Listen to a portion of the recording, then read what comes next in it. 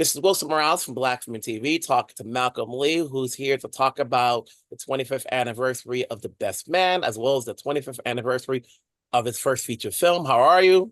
25 years. Yeah, I'm good, man. I'm blessed. Everything is good. No real complaints. Not everybody can have their first film be so fondly remembered as The Best Man.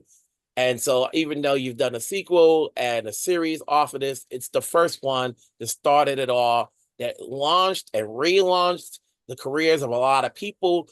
When you were starting out, and I remember I saw your short film, you know, and you wrote this movie, what went into thinking, this is a story I want to put together, and then bring in this cast who at that time, with the exception of maybe Nia Long and Morris Chestnut, a lot of them weren't widely known. Yeah, I mean, the script was kind of born out of a desire to, make something commercial. I had done another script earlier that I was planning on making, and it was a romantic comedy, a classic romantic comedy in the vein of Annie Hall or When Harry Met Sally. And I couldn't find financing for it, so I was like, I'm gonna write something so commercial that I'm gonna sell it.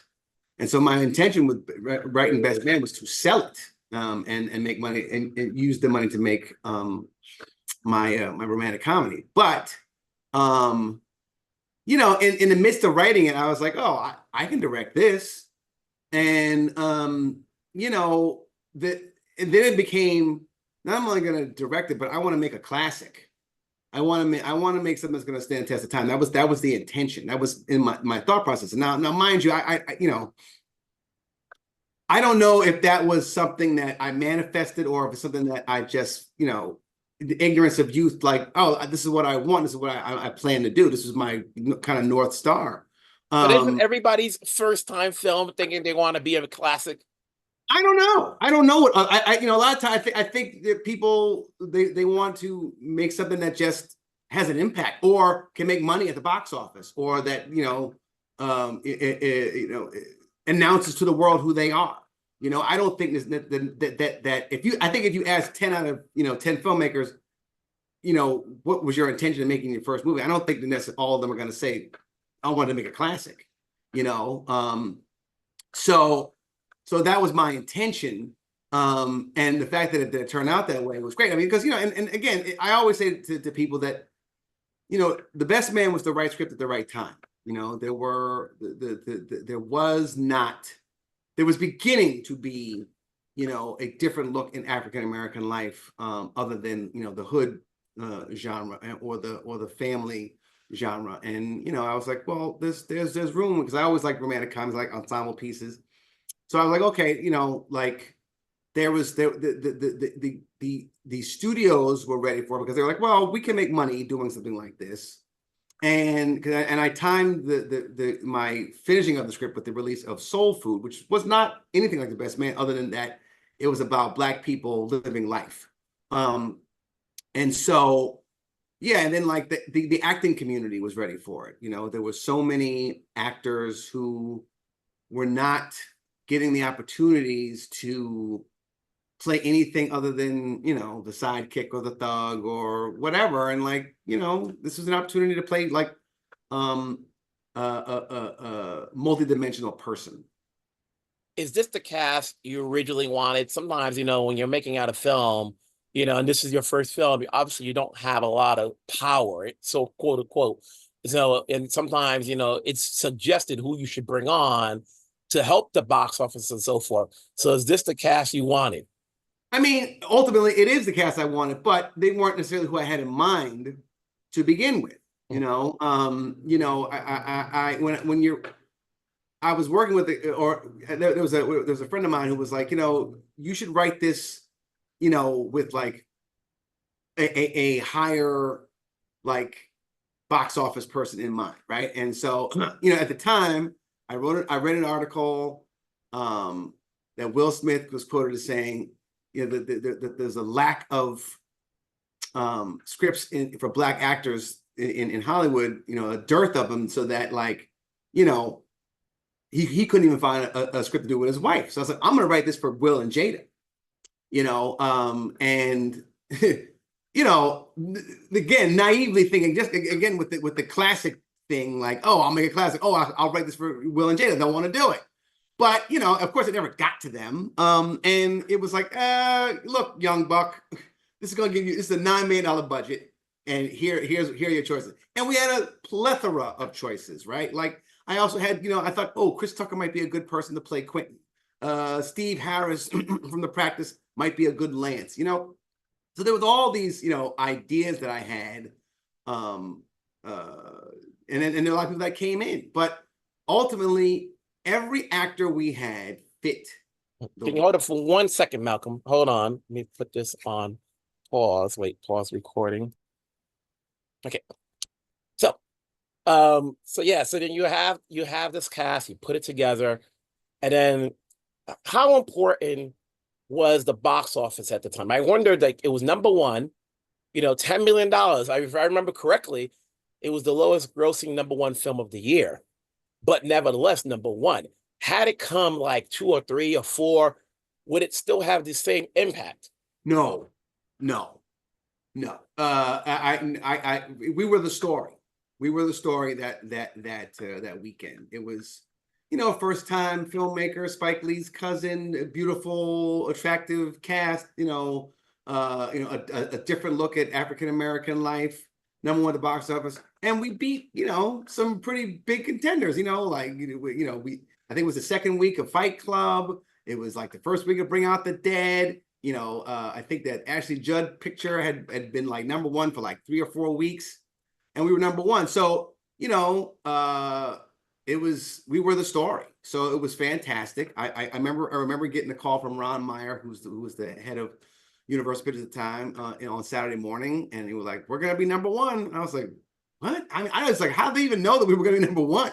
So it was very cool, and kind of like a good ride for the movie, and for getting greenlit, getting the cast, making the movie, and getting such a great audience response on the way to the release.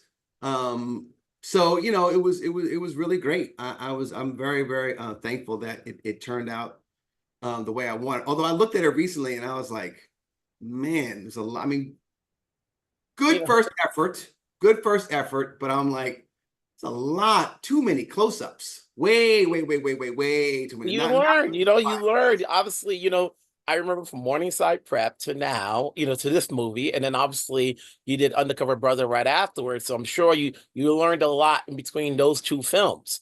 And then, well, I'm still learning. Like it's an ever evolving process. And any great filmmaker will tell you that, like, there's so much more to learn. What's also great is that, like, when you have a film and the talent can go on, you think about Spike Lee's movies and where that cast has gone on, especially for those who started out with a Spike Lee movie. You look at your film, it was Regina Hall's first movie. Yeah. For a lot of people, like I said, it reignited their careers in a way. We got to see them in a different light because I knew Harold from his work on Oz and Smoke and Romeo and Juliet. Right. And so, like, this is now a film that puts him in a bigger spotlight that we see him in. And certainly different. I mean, I think Harold. I mean, he wasn't the lead of any of the movies, but he wasn't the lead of this one either. But he had he had a good arc in our movie, and he's somebody that I was always interested in. Based on those movies that you and television shows that you referenced. So he was somebody that I had in mind. Very early on. And obviously throughout the time, obviously you talked endlessly regarding this movie and then the sequel and then the franchise. And now you have the Bourbon. I've heard Harold's take. Talk to me about how Sable came about. Yeah, I mean,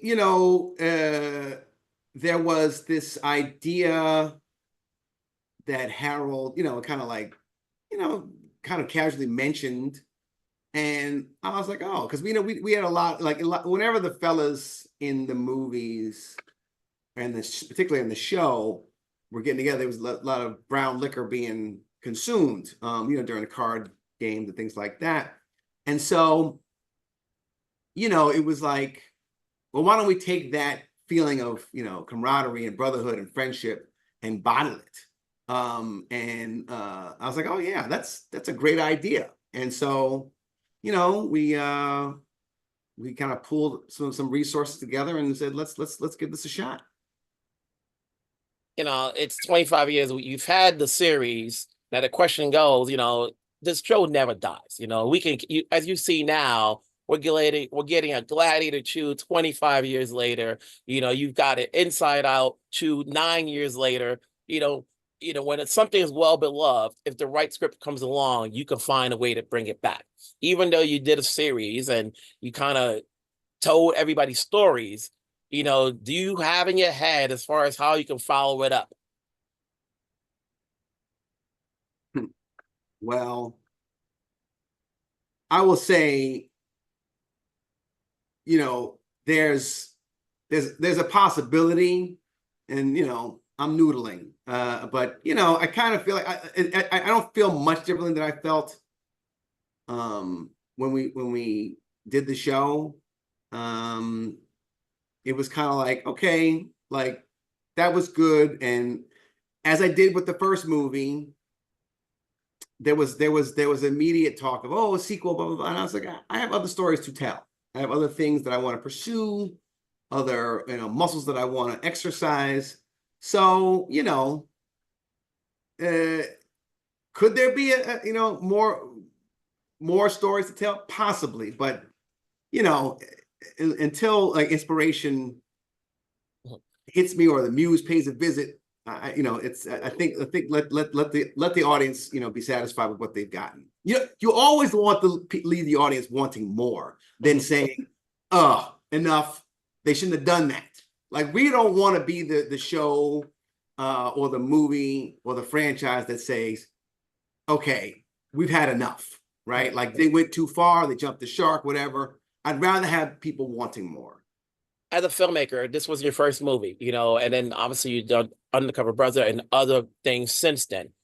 What was the one thing you learned from this movie that helped you out tremendously moving forward as you did other projects? Is there a certain technique? Is there, No, is there timing no. wise, patience? Well, all those things, yeah. But I can't say there's this one thing, or even a series of things. I think, I was very sure of the movie I wanted to make when I made it, because I wrote it, right? When you write something, you are much more connected to the material than interpreting someone else's script. So I've learned that like writing is very difficult, but I feel a lot more confident about material that I've written than and what I want to portrayed and translated. And I haven't always been able to write everything that I've directed, and some things are better that I didn't. Girl Trip was one of those things that just, it was the right script, and like I knew what I wanted to do. And Tracy and Kenya, kind of delivered on that. So, it's kind of like, I don't think there's anything that I'd say, oh, I took this from it. I mean, working with actors, knowing what you want, they know what, they want to feel confident and not like 1,000 different choices. But like, I didn't have 1,000 different choices for them. I was like, this is what I want it to be. I think I've learned to be a little looser with material. Certainly when you're working on a different genre, like a comedy, like an Undercover Brother, you can't direct the actors the same way. You have to let the comedians create the comedy in real time. So it's, I'd say I've learned more over the years, not so much from Best Man. It was a very natural fit. Before I let you go, I won't ask about Girls Trip because that's always a never ending question. What do we see you do next? The next thing, I'm close to attaching myself to a project that could be shooting early next year. We have a number of pilots that we're developing at Blackmail that we hope to All right, get going and take the series. But I think that, unfortunately, the strike really recalibrated a lot of things, and it's hard to say what's going to get made and what they're going to take chances on and what they're going to put their money behind. So we're hopeful that in 2025 that myself and Blackmail have a number of things that we're doing, but I'm anxious to get back behind the camera. Hey, listen, all I want to say is for now, congrats on 25 years. Congrats on, just keeping the work along, not just for the best man, for the other projects. People need to see, your path and say, hey, you can do it. Be patient, things will grow in time. As I watch movies and people always ask, how was it? I always say, listen, I don't go looking for the Messiah. I just want to be entertained. Right. Great comes in time, in time, things get, it's like wine, let it fester out over the time, and then you'll know if it's great. Can't say something's great, and then all of a sudden, if it doesn't work at the box office, how great can it be? Let it fester in time where there's an audience or whether it did box office and so forth. So we'll talk down the road. I know I'll see you when I see you, and we're good. Great. Vote.